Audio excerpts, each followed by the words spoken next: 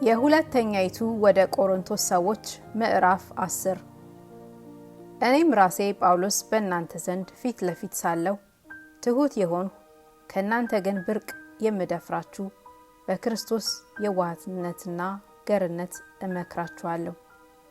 በዓለማዊ ልማድ እንደምንመላለስ በሚቆጥሩን በአንዳንዶች ላይ አምኜ ልደፍር አስባለሁ። በዚያ እምነት ግን ከእናንተ ጋር ሆኜ እንዳልደፍር እለምናችኋለሁ። በሰው ልማድ ምንም እንኳን የምንመላለስ ብንሆን እንደ ሰው ልማድ አንዋጋም፣ የጦር ዕቃችን ሥጋዊ አይደለምና።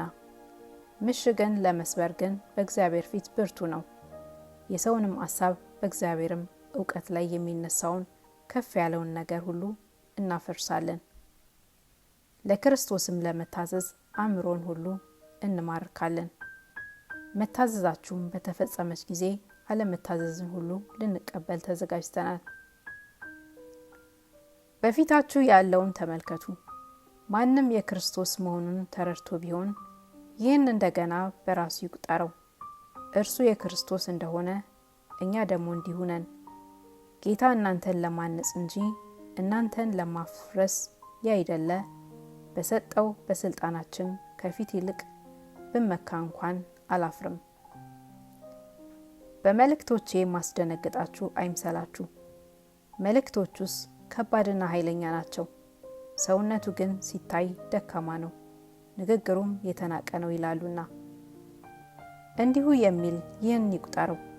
በሩቅ ሳለን በመልእክታችን በኩል በቃል እንዳለን በፊቱ ደግሞ ሳለን በሥራ እንዲሁ ነን። ራሳቸውን ከሚያመሰግኑ ከአንዳንዶች ጋር ራሳችንን ልንቆጥር ወይም ራሳችንን ልናስተያይ አንደፍርምና። ነገር ግን እነርሱ ራሳቸውን ከራሳቸው ጋር ሲያመዛዝኑ ራሳቸውንም ከራሳቸው ጋር ሲያስተያዩ አያስተውሉም። እኛ ግን እግዚአብሔር እንደወሰነልን እስከ እናንተ እንኳን እንደሚያደርስ እንደ ክፍላችን ልክ እንጂ ያለ ልክ አንመካም።